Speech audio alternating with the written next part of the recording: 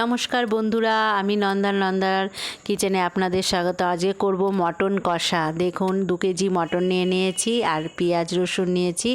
আর এখানে তেল গরম হয়ে গেছে, এর মধ্যে তেজপাতা, শুকনো লঙ্কা, এলাচ, গোটা এলাচ, লবঙ্গ, দারচিনি সব দিয়ে দিয়েছি। তার মধ্যে এই পেঁয়াজগুলোও দিয়ে দিলাম। পেঁয়াজগুলো একটু ভাজা ভাজা হয়ে গেল।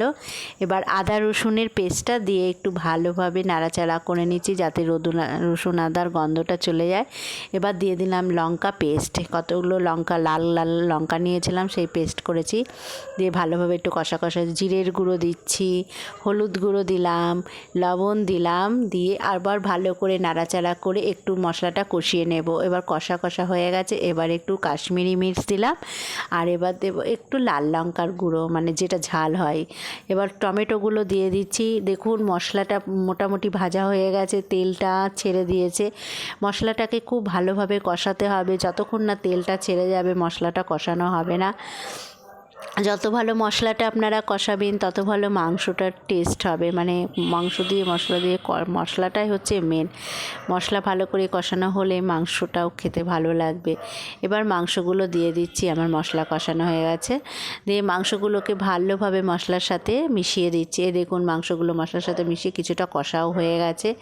এটাকে এখন ঢেকে ঢাকা চাপা দিয়ে অনেকক্ষণ ধরে কষাবো, কারণ যত কষবে তত মাংসটা ভালো হবে, সেদ্ধ হবে ভালো।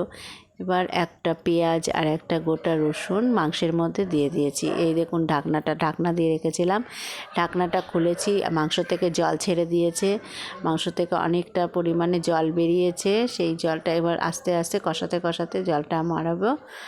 এই দেখুন প্রায় কষে এসছে, জলটা অনেকটা শুকিয়ে গেছে। এবার দেব কিছু পেঁপে, কাঁচা পেঁপে আর আলু। আমাদের বাড়িতে আলু পেঁপে দিয়ে মটন কষা সবাই খুব ভালোবাসে। কষা বলতে একেবারে সেই শুকনো কষা হবে না, ঝোলও থাকবে, সবই থাকবে। এই দেখুন কালারটা পুরো চেঞ্জ হয়ে গেছে মটনের মশলা কষাতে। এবার দিয়ে দিচ্ছি একটু মিট মশলাটা দিলে মাংসটা খুব দারুণ টেস্ট হয়।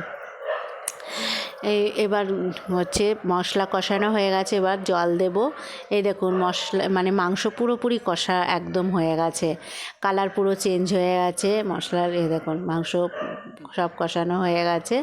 এবার দিয়ে দেবো গরম জল, আমি উষ্ণ গরম জল করে রেখেছিলাম, সেই জলটা পুরো দিয়ে দিলাম। দিয়ে এবার আবার একটু ভালোভাবে নাড়াচাড়া করে দেবো, ভালোভাবে নাড়াচাড়া করে দিয়ে এটাকে ঢেকে রেখে দেবো।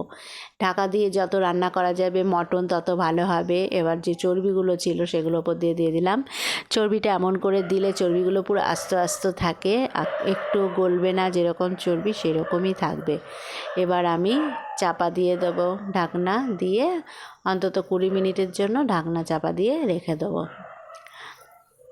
দেখুন ঢাকনাটা চাপা দিয়ে দিলাম। এবার 20 মিনিট পরে আবার খুলে এই দেখুন একটু গরম মশলা ছিটিয়ে দিচ্ছি, গরম মশলাটা দিয়ে দিলাম, দিয়ে একটু নাড়াচাড়া দিয়ে আবার আমি ঢাকনা চাপা দিয়ে রেখে দেবো। মাংসটা আর একটু সেদ্ধ হবে। এই দেখুন একটু ভালোভাবে নাড়াচাড়া করে দিলাম, আলু মাংস সব সেদ্ধ হয়ে যাবে।